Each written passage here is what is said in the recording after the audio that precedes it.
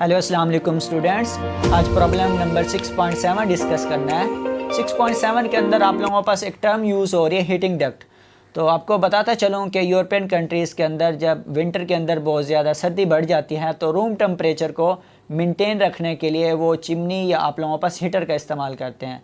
Chimney या heater से produce होने वाली हीट को रिप्लेनिश करने के लिए, रूम से निकालने के लिए वो एक पाइप यूज़ करते हैं जिसको हीटिंग डक्ट कहा जाता है। आप लोगों के पास ये स्क्रीन के ऊपर आप लोग देख सकते हैं कि आप लोगों के पास ये एक हीटिंग डक्ट है जो कि आप लोगों के पास एक रूम से निकल के बाहर आ रही है। इसके सबसे ऊपर वाला पोर्शन देखें जहाँ पे आप लोगों के पास प्लास्टिक का एक शॉपर चढ़ाया गया है।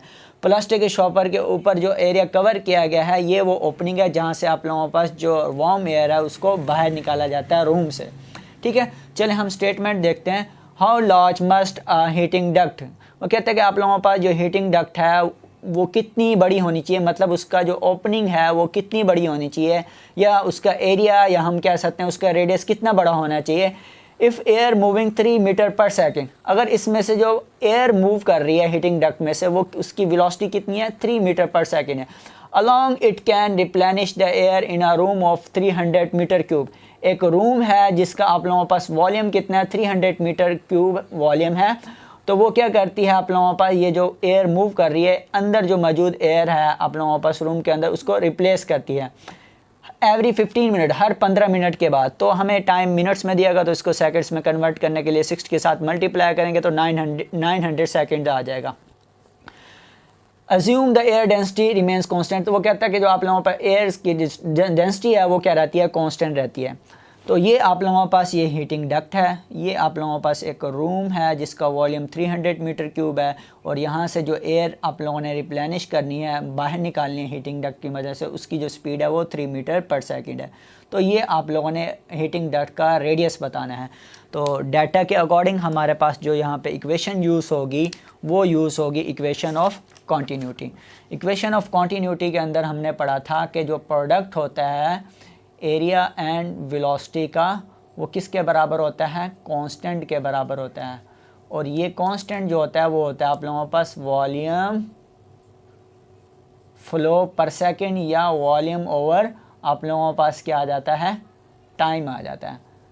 तो एरिया हमारे पास किसी भी सर्कुलर चीज़ का पाई आर स्क्वायर के बराबर होता है। तो यहाँ पे आप लोगों के पास रेडियस मौजूद है और इसी को ही हमने कैलकुलेट करना है।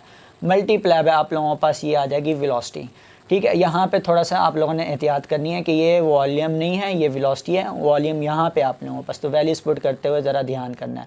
तो वॉल्यूम हमारे पास कितना था, 300 मीटर क्यूब था। तो वॉल्यूम की जगह उसकी वैल्यू पुट कर देते हैं 300 meter cube divided by time हमने कितना निकाला है, 900। तो 2 से कैंसिल, 3 और 9 कैंसिल होके आप लोगों के पास आंसर आ जाएगा 1/3। हमें क्या चीज़ चाहिए, आर स्क्वायर चाहिए। तो आर स्क्वायर इस तरफ रहेगा और आप लोगों के पास बकाया जो टर्म्स हैं वो इस तरफ आगे क्या हो जाएंगी, डिवाइड हो जाएंगी।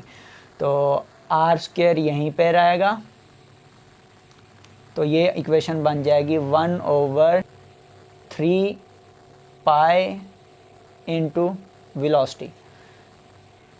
Are square is equal to 1/3 multiply by 3.14 multiply by ये क्या है, वेलोसिटी। वेलोसिटी आप लोगों के पास कितनी थी, 3 मीटर पर सेकेंड। ये आ जाएगा आप लोगों के पास आर स्क्वायर। अब इन नीचे वाली वैल्यूज़ को आपस में जब हम मल्टीप्लाई करते हैं तो हमारे पास जो आंसर आता है वो आता है आप लोगों के पास 1/28.26। अब देखें यहाँ पे r का स्क्वायर है, हमें r स्क्वायर नहीं चाहिए बल्कि r चाहिए जस्ट।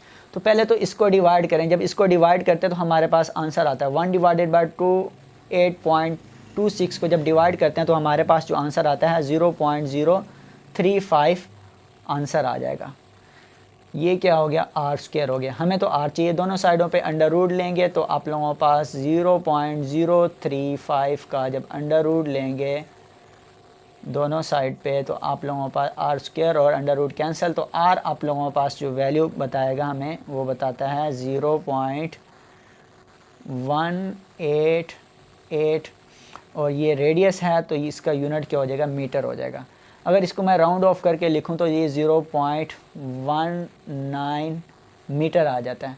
अब आपकी बुक के अकॉर्डिंग अगर आंसर निकालना चाहें तो हमें किस में आंसर निकालना होगा, सेंटीमीटर में।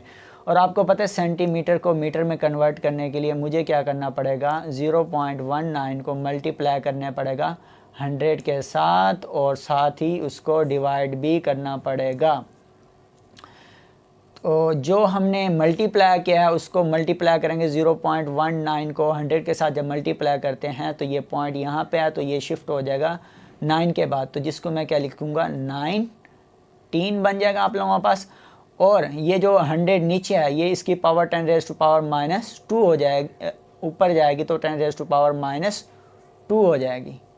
ये आप लोगों के पास 7 मीटर चलता आ रहा है। तो ये हो जाएगा 19 और 10⁻⁻² किसके बराबर होती है, सेंटी के बराबर होती है। तो ये आप लोगों के पास आ जाएगा radius of a heating duct 19 centimetre. जो हमसे पूछा गया था कि इस हीटिंग डक्ट का आप लोगों के पास कितनी बड़ी होनी चाहिए हीटिंग डक्ट, या उसका रेडियस या एरिया कितना होना चाहिए। तो रेडियस आ गया, अगर एरिया में कहा गया तो हम एरिया भी निकाल के बता सकते हैं, A = πr² वाले फार्मूले से। लेकिन हमें रेडियस कैलकुलेट करने को आ गया तो हमने रेडियस कैलकुलेट कर दिया। ओके, अल्लाह हाफिज़।